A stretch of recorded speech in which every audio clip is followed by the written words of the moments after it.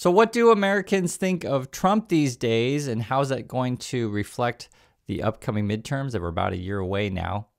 Voters broadly disapprove of Trump, okay? That's your headline. Voters broadly disapprove of Trump, but remain divided on the midterms. I want to go through these numbers exactly, and this is coming from Washington Post, ABC, the most recent polling data we've got on what Americans think of Trump. Question then would be Trump approval ratings overall and across 8 issues. Do you approve or disapprove of the way Donald Trump is handling? And these are your various issues. So the first one would be his job as president. 59% disapprove, okay? And long story short with this, he's underwater on every issue. So all 8 of these issues, these are 8 issues here, there are more Americans who disapprove of what he's doing than approve, okay? And I'm putting it up on screen. You guys can see it for yourself. So the first one then, his job as president, 59% disapprove. He's at 41% approve there. And when I always see this, I'm just like, who are these 41%? Are you people crazy? But everyone has a right to their own point of view on this stuff, right? So that's why I was saying don't necessarily take midterms for granted. You got to show up. You got to make your voice heard, because there's still 41% out there that's like, hey, job as president, I approve. But 59% do disapprove, right? So if you're in the disapprove camp, you're not alone. You are the majority. His worst issue, talking about Trump, is the tariffs. Tariffs on imported goods, 65% disapprove. So if you're the Trumpers, right, and you're in that category, and you're trying to just play the political game, which is what you got to do, this is politics, you got to figure out a way to, if you want to do this right, remove the tariffs, because that's a really unpopular issue for you, but then figure out ways to paint that as a victory. And that's essentially what you see that the Trump are trying to do, right? And some of these issues are so stupid. It's just like, okay, I'm going to put tariffs on imported goods, and then I'm going to take off the tariffs and then say that I won, right? Which is basically going back to where you were. So, I mean, at that point, you might as well just be like, hey, I'm going to dig a hole in the ground, right? I got this big hole in the ground. No one likes the hole in the ground. Then I'm going to put dirt back on to the hole and then cover it up and then back to where it was. Or actually end up being a little bit worse, because once you dig it, it's like, it goes back to the same, but you fill the hole, and you say, oh, see, look how everything's so great. Look at the victory. And that's kind of where Trump's at. So that's his worst issue. Managing the federal government, another losing issue for them.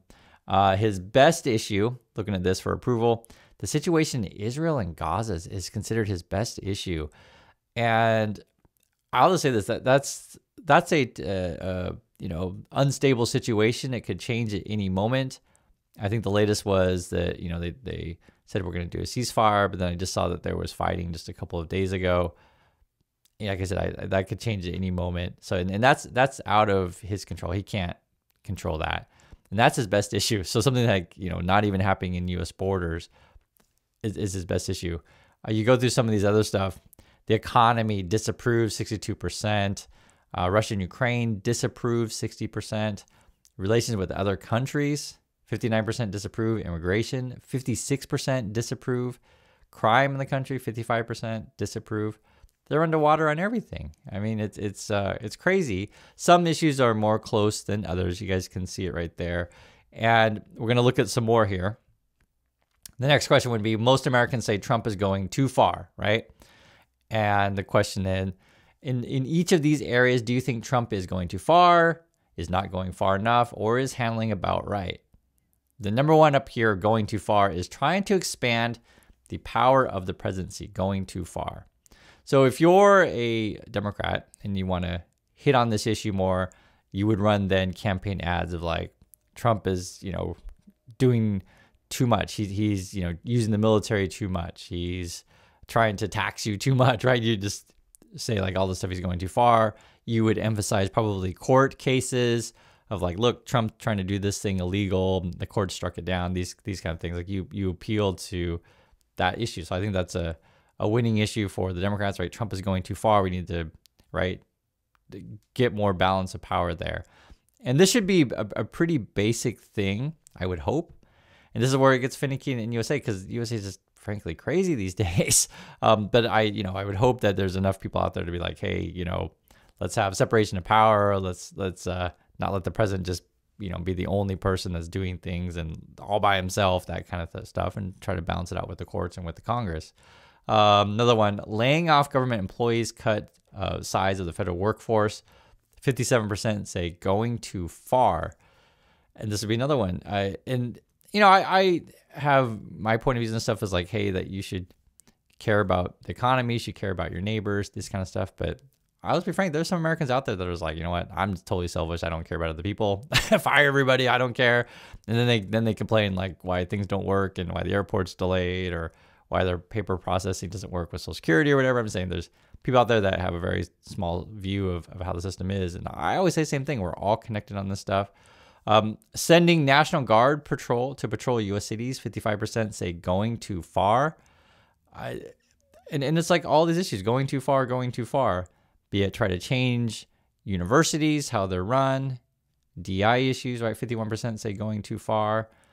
You can go into immigration, closing pathways to legally immigrate, 50% going too far. Trying to end diversity efforts in government, 47% say going too far. They're underwater on so many things here. This is, though, where it does get ugly in U.S. politics. Okay, so let me read it, and I want to hear your opinion on this one. This is the ugly part.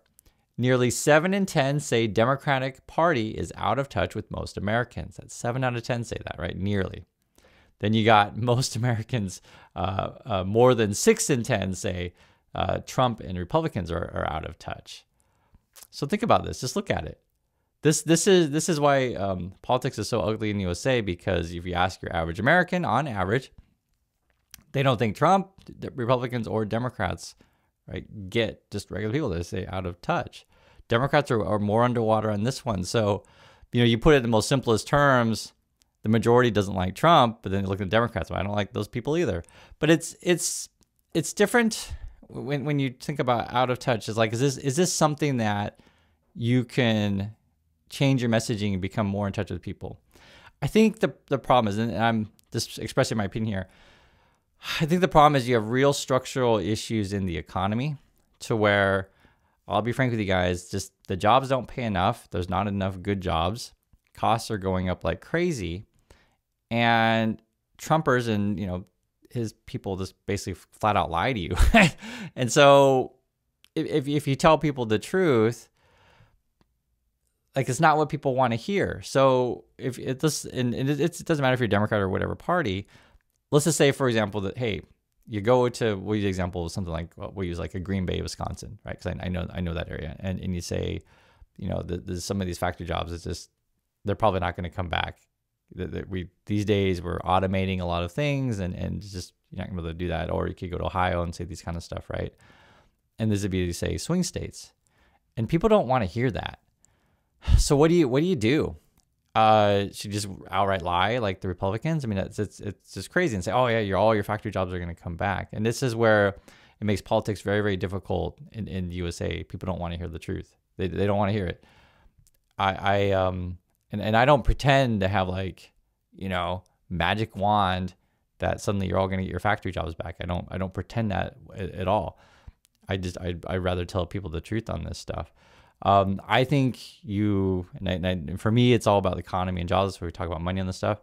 I think you could turn things around for people, but you'd have to invest on various projects. You could, for example, if you want to give people jobs, you could say, okay, we're going to come up with a more fair tax system, and we'll start rebuilding our infrastructure in various places, right? I think a big one for me would be make sure that there's internet and good schools everywhere.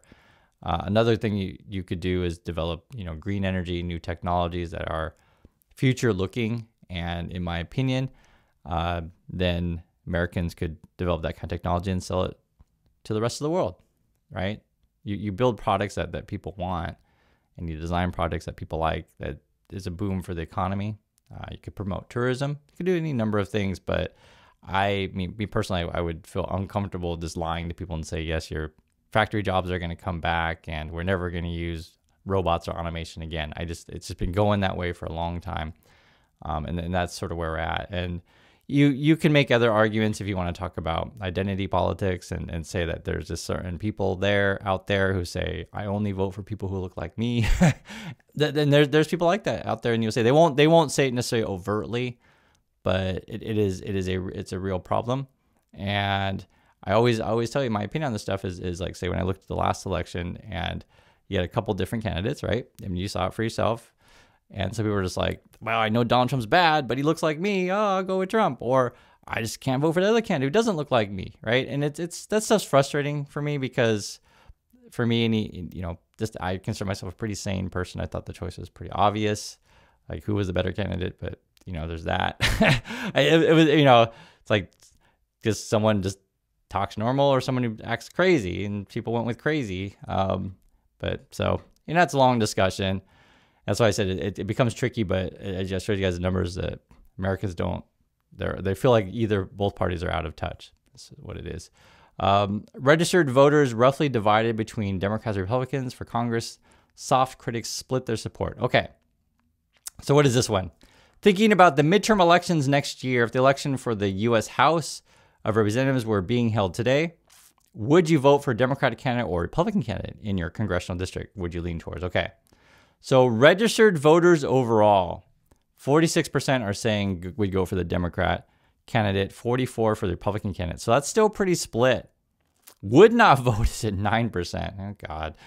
And the other thing that's ridiculous about this stuff is I've lived through a lot. If you guys don't know, I'm 50, and the two worst government shutdowns now in history are both under Trump.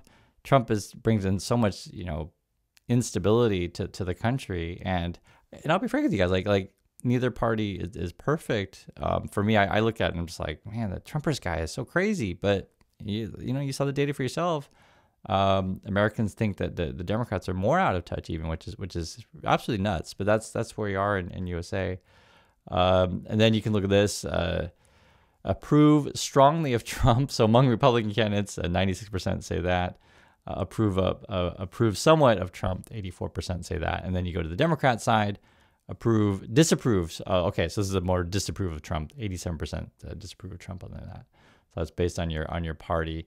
And let's see, here's another one. Americans are divided over expanding ICE operations in USA.